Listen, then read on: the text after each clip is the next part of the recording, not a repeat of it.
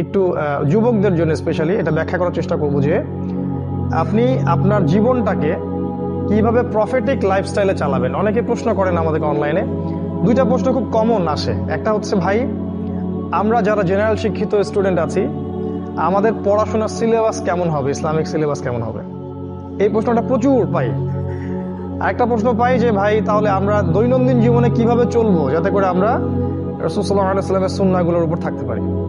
আজকে একটা প্রশ্ন নিয়ে কথা বলছি শুধু, যে আমরা কিভাবে চললে, চলাফেরা করলে আমাদের 24 ঘন্টায় উসওয়াতুল হাসানার অনুসরণ হবে এবং আমরা ব্যাপক নেকি অর্জন করব, পুরো 24 ঘন্টায় ইবাদতে কাটাবো ইনশাআল্লাহ। কিভাবে সম্ভব? শুরুটা করতে হবে আপনাকে ঘুম থেকে। কোথা থেকে?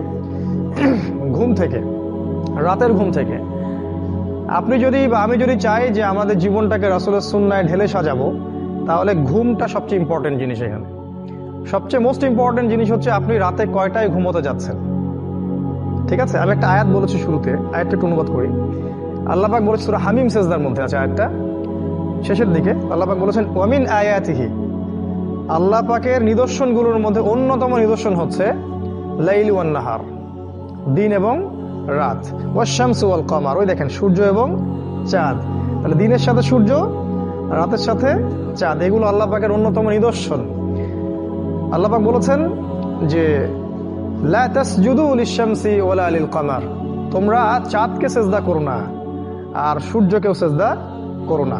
ওয়াসজুদু লিল্লাহ, তোমরা সেই আল্লাহকে সেজদা করো আল্লাযী খালাকাহুন্না, যিনি এগুলোকে সৃষ্টি করেছেন।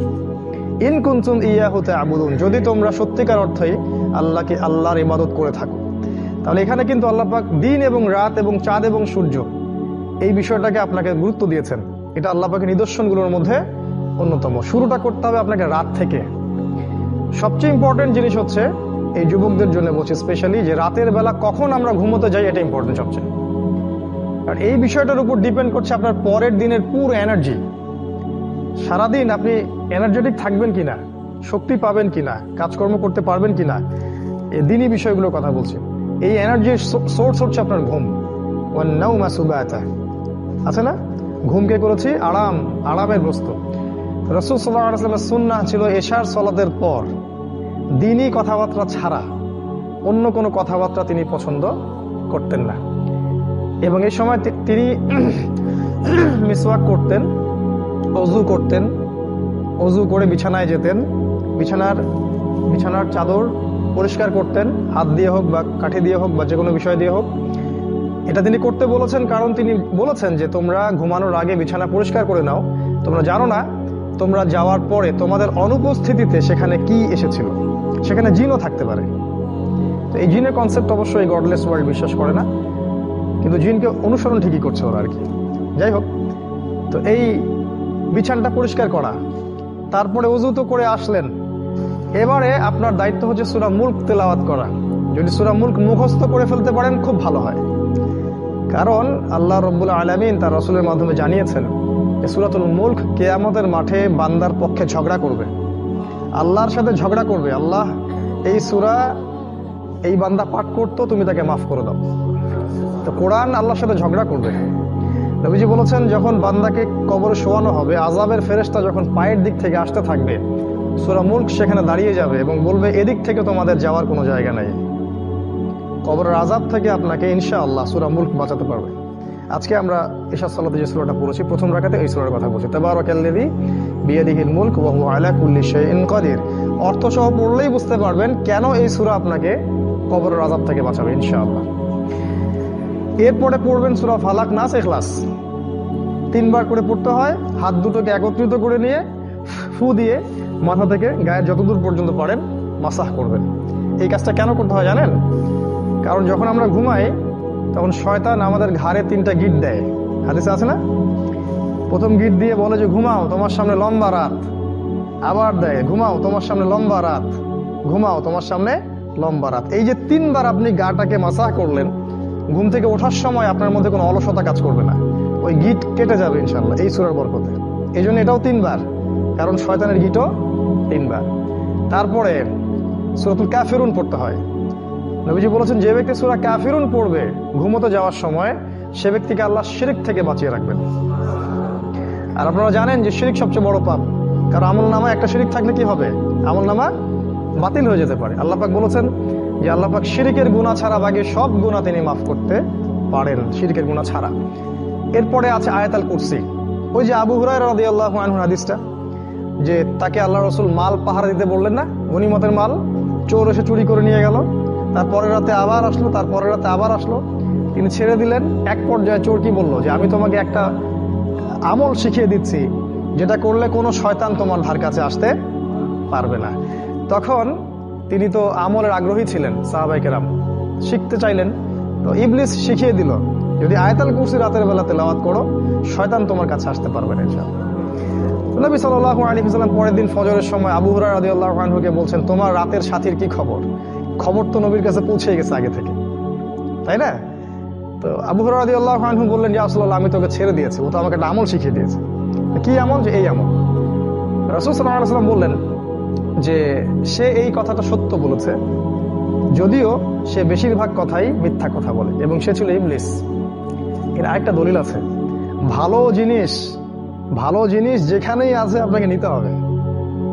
ভালো মধু যেখানে আছে আপনাকে নিতে হবে মধু, বুঝতে পারেন নাই? ইবলিস শিখিয়ে দিয়েছে আয়াতুল কুরসি রাতের বেলা পাঠ করলে শয়তান আসতে পারবে না। কে শিখাই দিছে? ওই ওই ওই ওই আমলটা আমরা নেই নাই, আমল করছি না, মাশাআল্লাহ। আয়াতুল কুরসি পাঠ করাটা সারা রাত একজন ফেরেশতা আপনাকে পাহারা দিবে ইনশাআল্লাহ আল্লাহর পক্ষ থেকে। এরপরে আছে খুব ইম্পর্টেন্ট, এটা হচ্ছে সূরা বাকারার শেষ 3 আয়াত অথবা শেষ 2 আয়াত, যেটাই পড়েন।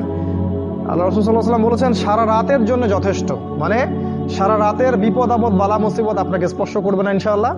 আরেকটা অর্থ হতে পারে যে সারা রাত তাহাজ্জুদ পড়লে যে নেকিটা হতো, এই নেকিটা আপনি পাবেন এই শেষের 2 আয়াত তেলাওয়াত করার মধ্য দিয়ে। নবী সাল্লাল্লাহু আলাইহি ওয়াসাল্লাম বলেছেন এই সূরার প্রত্যেকটা অক্ষরে, শেষের এই যে 3টা আয়াত, প্রতিটা অক্ষরের মধ্যে নূর আছে, আলো আছে। এই আয়াতগুলো পৃথিবীতে নাজিল হয়নি। কোথায় নাজিল বলতে পারবেন কেউ? কোথায় নাজিল হয়েছে? ওই যে আল্লাহ পাকের সাথে দেখা করতে গেলেন রাসূল সাল্লাল্লাহু আলাইহি ওয়াসাল্লাম, তখন মেরাজে কয়টা হাদিয়া দিয়েছেন আল্লাহ পাক? 3টা হাদিয়া। একটা হচ্ছে যে 50 ওয়াক্ত সালাত, যেটা আমরা পড়ি এখন 5 ওয়াক্ত, তাও 90% মুসলিম পড়ে না, নাউজুবিল্লাহ।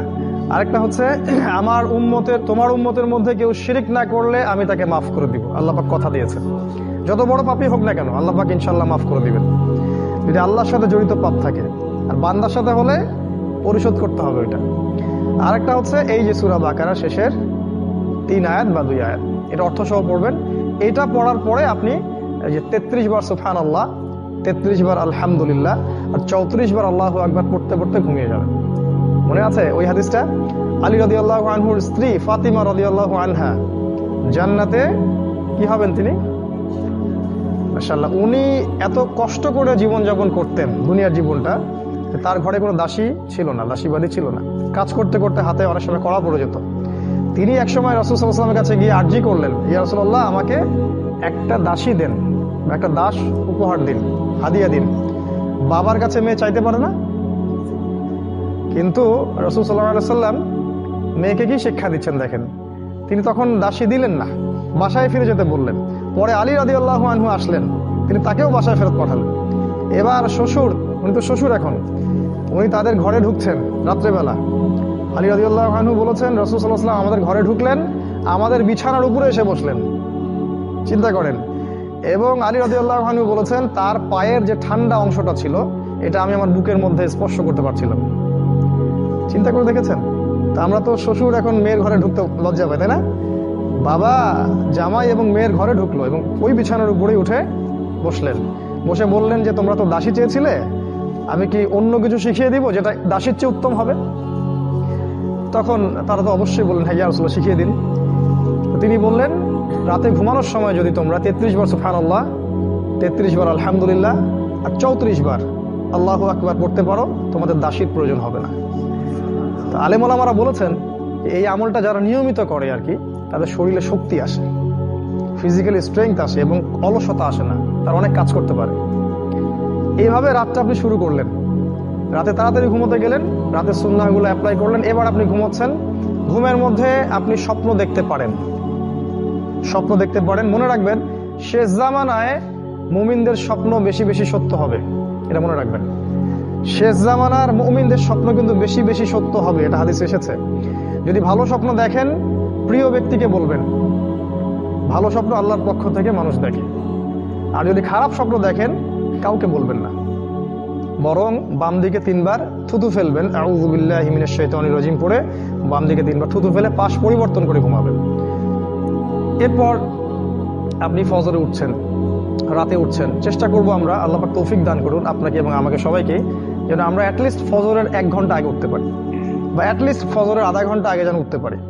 উঠে ফ্রেশ হয়ে আপনার প্রথম কাজ কি? তখন দোয়া পড়া। ঘুম থেকে উঠলেন, উঠে ঘুমের যে রেস্টটা আছে সেটা হাত দিয়ে দূর করতে হয়, চোখ মুছে পরিষ্কার করতে হয়। এরপর আপনি কাপড় চেঞ্জ করতে পারেন, অন্য কাজগুলো করলেন, মিসওয়াক করবেন, এসব মিসওয়াক করাটা সুন্নাহ। তারপর ওযু করলেন, ওযু করে টয়লেট করলেন, টয়লেট করে ওযু করলেন, সেখানে দোয়া পড়লেন। কি দোয়া? আল্লাহুম্মা ইন্নী আউযু বিকা মিনাল খুবসি ওয়াল খাবাইস। যে ইবাদত হয়ে গেল, কিন্তু বের হলেন বললেন গফরানাকা, ইবাদত হয়ে গেল। তারপর ওযু করলেন, বিসমিল্লাহ বলে শুরু করলেন, ওযু শেষ করে কি পড়লেন? আশহাদু আল্লা ইলাহা ইল্লাল্লাহ ওয়া আশহাদু আন্না মুহাম্মাদান আবদুহু ওয়া রাসূলুহু। এই যে ইবাদত হয়ে গেল। এবার আপনি চেষ্টা করবেন 2 রাকাত, 4 রাকাত, 6 রাকাত, যতটুকু রাকাত সম্ভব হয় তাহাজ্জুদের সালাহ পড়ার জন্য। আল্লাহ পাক আমাকে এবং আপনাকে তৌফিক দান করুন, আল্লাহুম্মা আমিন। এই সময়টা দোয়া কবুলের সময়। এই সময় বান্দা যা চাইবে ইনশাআল্লাহ সে পাবে। রিজিক যদি হালাল হয়, আকীদায় শিরক না থাকে, আমলে বিদআ না থাকে, ইনশাআল্লাহ সে ব্যক্তি যা চাইবে আল্লাহ পাক তাকে তা দান করবেন ইনশাআল্লাহ। এই হলো আপনার শেষ রাতের ব্যাপার। আল্লাহ রাব্বুল আলামিন বলেছেন, এখানে আল্লাহ পাক প্রথম আকাশে নেমে আসেন, আহ্বান করতে থাকেন যে কার কোন হাজত আছে আমাকে বললে আমি সেই হাজত পূর্ণ করব। কেউ যদি ক্ষমা চায় আমি ক্ষমা করে দিব, কেউ যদি আমাকে ডাকে আমি তার ডাকে সাড়া দিব। এভাবে আল্লাহ পাক বলতেই থাকেন ফজর পর্যন্ত। তারপরে আসলেন আপনি ফজরের জামাতে। এটা খুব ইম্পর্টেন্ট, ফজরের নামাজের জামাত সবচেয়ে বেশি ইম্পর্টেন্ট। দিনের যে কাজটা সবচেয়ে গুরুত্ব দিবেন সেটা হলো ফজরের নামাজ। কোনো কারণে যদি অন্য কোনো ওয়াক্তের নামাজ আপনার ইনকেস ছুটে গেছে বা জামাত পান নাই, তার চেয়ে বেশি গুরুত্বপূর্ণ হচ্ছে ফজরের নামাজটা আপনি পড়তে পেরেছেন কিনা। সালাতে আসলেন, ফজরের নামাজটা হবে 3G 4G স্পিডের না। কথা বুঝতে পারেননি? নামাজটা এখন অনেক রকম হয়েছে, 1G 2G 3G 4G, সামনে 5Gও হবে। মানে নামাজে দাঁড়ালে মনে হয় সব ব্যস্ততা নামাজেই, মানে পেশাব পায়খানার চাপ নিয়ে নামাজ পড়তেছে ভাবটা, এমনি এরকম আর কি। এত দ্রুত নামাজ পড়ে যে রুকু করলে সেজদা পাই না, এক সেজদা করলে এক সেজদা পাই না।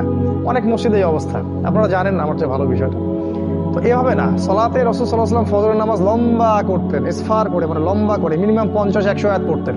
আচ্ছা 100 আয়াত না পড়ি, মিনিমাম 20-30 আয়াত তো পড়া যায়, 1 পৃষ্ঠা 2 পৃষ্ঠা তো পড়া যায়।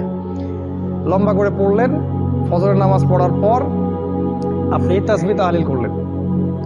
ও নামাজে একটা বিষয় বলি, নামাজের তারতিলটা রক্ষা করার সাথে সাথে সেজদায় একটু দোয়া করার চেষ্টা করবেন। ইমামদের উচিত একটু সময় দেয়া, কারণ সেজদা হচ্ছে দোয়া কবুলের সবচেয়ে কাছাকাছি জায়গা।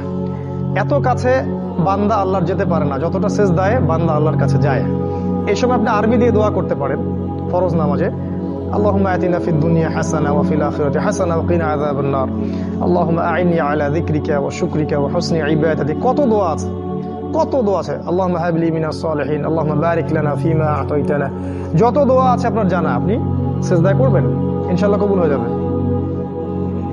দেখেন, একজন হুজুরকে গিয়ে বললেন, হুজুর আমার বাসায় এসে আমার জন্য দোয়া করে দেন, এটা কবুল হওয়ার চান্স 10% বা 5% বা তারও কম, বা নাও হতে পারে। কারণ ওই হুজুর কত মনোযোগ দিয়ে দোয়া করছে আপনি তো বুঝেন নাই।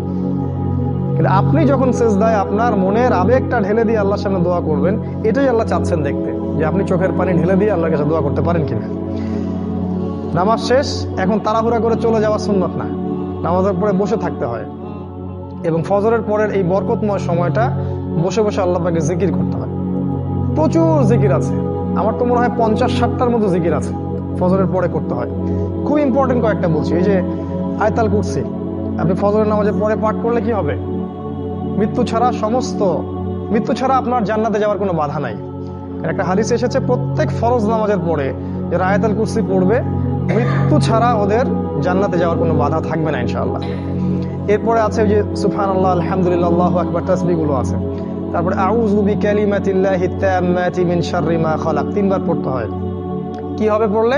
হঠাৎ বিপদ আপদ হবে না আপনার ইনশাআল্লাহ, হঠাৎ করে বিপদ আপদে পড়বেন না ইনশাআল্লাহ। একটা খুবই খুবই ইম্পর্টেন্ট এবং শক্তিশালী দোয়া আছে, বিসমিল্লাহিল্লাযী, জানেন তো এটা? লা ইয়াদুররু মা ইসমিহি শাইউন ফিল আরদি ওয়ালা ফিস সামাই ওয়া হুয়াস সামিউল আলিম। সকাল থেকে সন্ধ্যা পর্যন্ত আপনি নিরাপদ। আল্লাহ পাক আপনাকে হেফাজত করবেন সমস্ত বালা মুসিবত থেকে ইনশাআল্লাহ। এই যে করোনা টরোনা যাই বলেন, দোয়ার উপর কিছু নাই। প্রথম থেকে একটা কথা বলেছিলাম একদম শুরু থেকে, যে কোরআন এই কোরআন তিলাওয়াত যে বেশি বেশি করে করতে পারবে, তাকে যদি ইফেক্টও করে সে শিফা হয়ে যাবে ইনশাআল্লাহ। আল্লাহ পাক সূরা বনী ইসরাইলে বলে দিয়েছেন কথাটা।